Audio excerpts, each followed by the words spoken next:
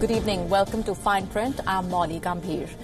The countdown has begun, not just for the year to end, but also for North Korea's year-end deadline for the United States. And with both US and North Korea remaining adamant, a last-minute miracle seems all but impossible. Kim Jong-un chaired a special session of his Workers' Party on Sunday. It was the largest plenary session of the party since the year 2013. A lot was discussed. He touched upon foreign affairs, the weapons industry and the armed forces, with a call for offensive and positive measures to protect North Korea's sovereignty. The other issue on the table was the economy. US sanctions have crippled the North Korean economy, and Kim Jong-un had called for urgent changes in the industrial sector. The United States, meanwhile, has threatened North Korea with further sanctions. Since 2017, Pyongyang has suspended its long-range missile program. But there are indications that Kim's so-called Christmas gift or year-end gift could be an intercontinental ballistic missile test. United States National Security Advisor Robert O'Brien has said that such a test would attract more sanctions.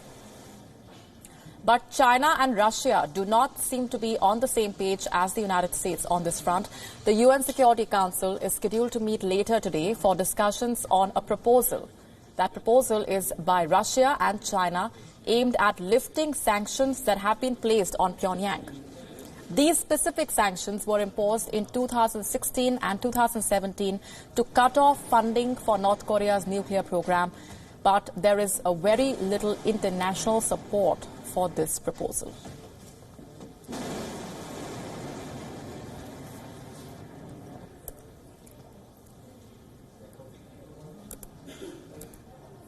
Meanwhile, reactions have been trickling in from across the world. The most relevant one here is from the United States, which has said that any act of provocation from North Korea will invite further sanctions.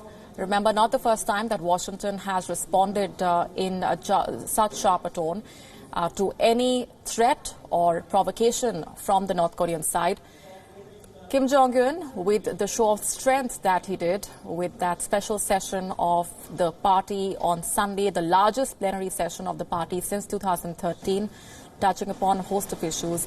But from here onwards, the next few hours will be crucial, given that it was a year-end deadline that was given by North Korea earlier to the United States. And a lot of possibilities remain on the horizon, a lot of speculation, of course, that has been doing the rounds on what that year-end gift could be. North Korea has indicated time and again that it will not take any sanctions lying down. Let's get in further details and perspectives now from Atul Aneja, China correspondent for The Hindu, joining us live now from Beijing. Thanks very much, Mr. Aneja, for speaking with us here as always. The UN Security Council is scheduled to meet later today for discussions on that proposal by Russia and China aimed at lifting sanctions that have been placed on North Korea. From what we understand, there is very little international support for that proposal. Why are Russia and China so keen on having the sanctions on Pyongyang withdrawn?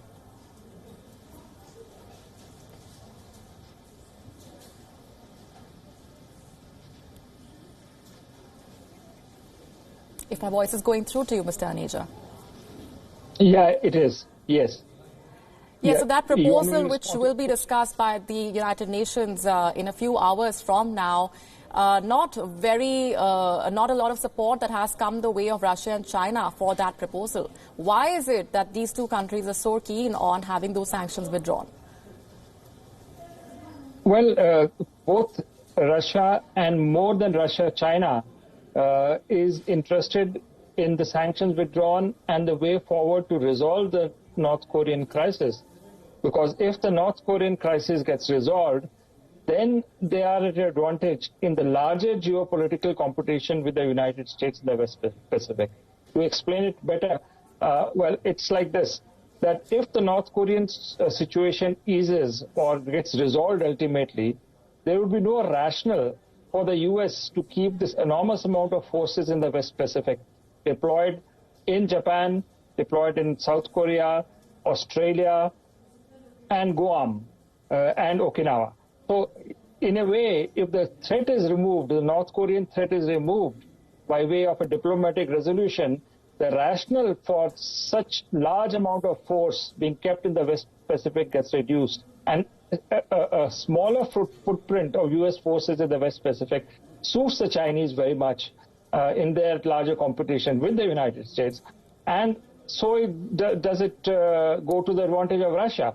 So this is a larger geopolitical tussle which is going on the resolution of the North Korean crisis. I don't see how the United States and its allies are right now interested in that resolution, because a resolution would mean the rationale for remaining with such large force in the Pacific gets that much undermined. All right. Now, a lot of speculation has been doing the rounds, Mr. Aneja, over what North Korea's year-end gift to the United States could be. Can North Korea at this point afford to provoke the United States further, given how any such move on its part might invite further sanctions for its already crumbling economy?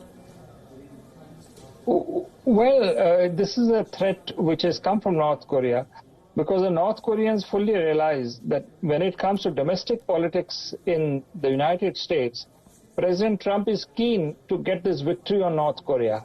He has already invested so much capital in trying to resolve the North Korean crisis and hoping to plow that into his election campaign for 2020 as a peacemaker and somebody who has done something which is of historic consequence. So the North Koreans are playing by that. It's brinkmanship at its extreme. But it seems that the United States is not going to blink this time. So if the North Koreans' Christmas gift, which I would presume would be a ICBM for around 12,000 kilometers range, capable of targeting most of the United States, then that might backfire on them. But they are playing this game. And to play that game, they are hoping that the Chinese and the Russians come by their side in the larger context of a possible raising of tensions between North Korea and the United States. Right, and a game that we will certainly keep a very close eye on. A lot of players in that game. We're going to leave it there for the moment. Atul Aneja, thanks very much indeed for joining us with those perspectives.